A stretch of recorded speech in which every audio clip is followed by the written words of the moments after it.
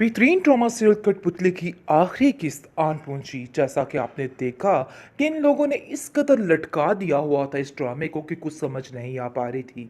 लेकिन इसका एंड यही था, क्योंकि कितनी दफ़ा मैंने अपनी वीडियोस में बताया था कि तबीन जो है वो कभी नहीं टिकेगी एक जगह पर। उसके फैसले में बहुत ज़्यादा डगमगाहट है और ऐसा ही हुआ है, क्योंकि तबीन की शक्ल ही कुछ इस तरह की बनी थी कि शहरयार को पक्का यकीन हो गया था कि नहीं भाई, इस लड़की के साथ बहुत बड़ा जुल्म किया जा रहा है और जुल्म के पहाड़ तोड़े जा रहे हैं। तो इसके लिए इसकी बात नहीं सुननी, बल्कि इसकी आंखों में जो नज़र आ रहा है उस पर रह के फैसला करना है। अयान इस चीज़ को मानने से इनकार कर रहे और कह रहे कि नहीं, तबीन की खुशी इस चीज़ में नहीं है। देखो यहाँ पे ववेला तमाशा मत करो। उसका बाप गुस्से में आ जाता है और कहता है कि आखिर आप लोगों ने तबीन को तो मजाक बना के रखा है। जब कोई आता है नया पतंगा खड़ा करके कोई ना कोई ऐसी बात कर जाता है कि मेरी बेटी जलील होकर रह जाती है, जिस पर अयान कहता है कि अब की दफ़ा वो जलील नहीं होगी, बल्कि आप लोगों को एक फ़ैसला करना होगा। क्योंकि आप देखेंगे कि अयान उससे भी पूछता है कि इस फैसले में इस तबीन की मर्ज़ी काफ़ी ज़्यादा ज़रूरी है, क्योंकि तबीन की मर्ज़ी के बगैर कुछ भी नहीं होगा। तबीन की मर्ज़ी जांचना बहुत ज़्यादा ज़रूरी हो चुका है। बहरहाल ये फैसला उम्मीद तो है अयान की तरफ ही होगा, लेकिन होना नहीं चाहिए था, क्योंकि कुछ लोग इस काबिल नहीं होते कि उन लोगों को इस कदर रिस्पेक्ट मिले।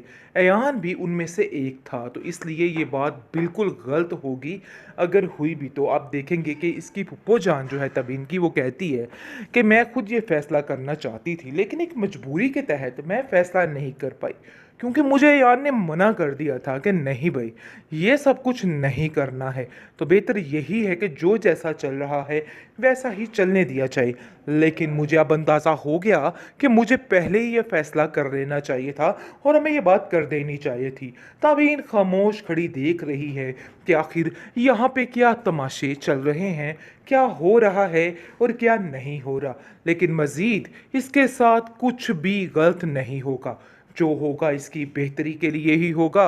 और ये अपने फैसले पर काफ़ी ज़्यादा खुश और मुत्तमिन नज़र आ रही है, क्योंकि ये भी वही चाहती थी जो शहरयार को समझ आ चुकी है। सारे राज खोल देगी और सब हैरान हो जाएंगे।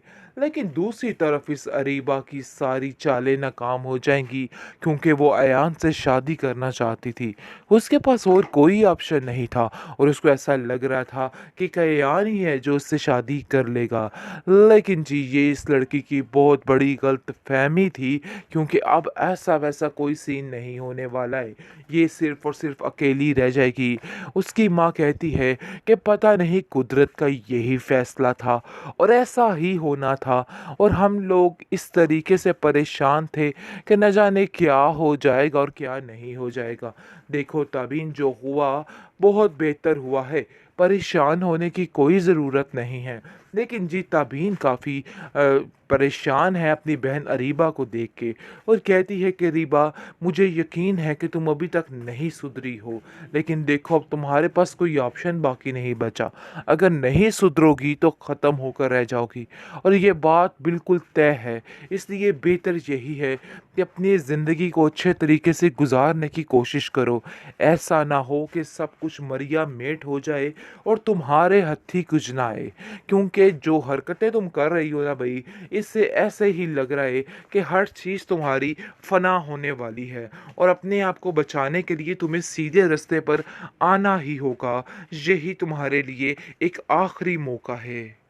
आखिरकार शहरयार ने अपनी सीट छोड़ने का फैसला कर ही लिया है, क्योंकि जैसे ही अयान के दोस्त से उसकी मुलाकात होती है तो वो उसको बताता है कि सब कुछ क्लियर हो चुका है।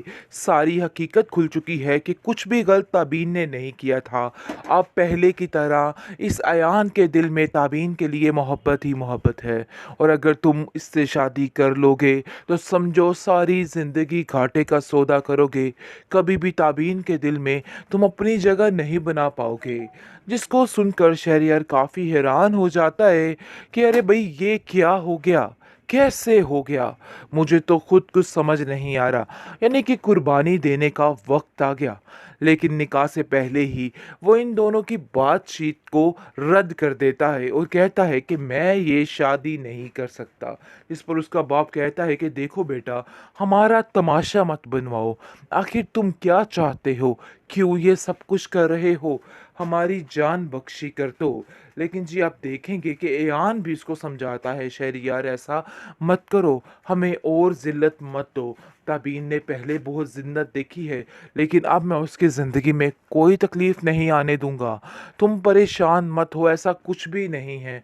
लेकिन जी वो साफ-साफ अयान को कह देता है, अयान मुझे सब पता चल चुका है कि तुम ताबीन से बहुत प्यार करते हो और ताबीन भी तुमसे बहुत प्यार करती है और ऐसा नहीं हो सकता है कि वो तुम्हें भूल जाए या तुम उसको भूल जाओ। तो ये सरासर नाइंसाफ़ी और बेवकूफ़ी है, सबसे बड़ी बात है कि मैं तुम्हारा रास्ता रोक लूँ, लेकिन सारी ज़िंदगी ताबीन के दिल में जगह ना बना पाऊँ। जिसको सुनकर काफ़ी ज़्यादा उसकी फूफो हैरान होती है और कहती है कि बेटा बात तो तुम्हारी बिल्कुल ठीक है, लेकिन क्या करती, मैं खुद यही चाहती थी। हालात ही ऐसे हो गए थे कि हर चीज़ को मुझे हैंडल करना पड़ा और चाहते हुए भी कुछ न कर सकी। जिस पर अयान कहता है कि आप कैसी बातें कर रही हैं? ताबीन की इस्लाह भी पूछ लीजिए। अरे भाई, ताबीन की क्या इस्लाह होगी? ताबीन का तो मैंने पहले ही कह दिया था कि इसकी नीयत में फ़तूर है, अभी भी ये डगमगा सकती है और कुछ भी कर सकती है। इसलिए इस लड़की पे यकीन करना सरासर बेवकूफ़ी थी। मुझे तो पहले ही इस लड़की पे शक था कि ये ऐसा ही करेगी, क्योंकि इसकी खामोशी सारे राज़ खोल देगी और सब हैरान हो जाएँगे। लेकिन दूसरी तरफ इस अरीबा की सारी चालें नाकाम हो जाएँगी, क्योंकि वो अयान से शादी करना चाहती थी। उसके पास और कोई ऑप्शन नहीं था और उसको ऐसा लग रहा था कि अयान ही है जो उससे शादी कर लेगा। लेकिन जी ये इस लड़की की बहुत बड़ी गलतफ़हमी थी, क्योंकि अब ऐसा-वैसा कोई सीन नहीं होने वाला है। ये सिर्फ़ और सिर्फ़ अकेली रह जाएगी। उसकी माँ कहती है कि पता नहीं कुदरत का यही फ़ैसला था और ऐसा ही होना था और हम लोग इस तरीके से परेशान थे कि न जाने क्या हो जाएगा और क्या नहीं हो जाएगा।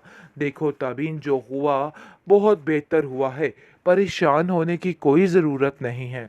लेकिन जी ताबीन काफ़ी परेशान है अपनी बहन अरीबा को देख के और कहती है कि रीबा, मुझे यकीन है कि तुम अभी तक नहीं सुधरी हो, लेकिन देखो अब तुम्हारे पास कोई ऑप्शन बाकी नहीं बचा। अगर नहीं सुधरोगी तो ख़त्म होकर रह जाओगी और ये बात बिल्कुल तय है।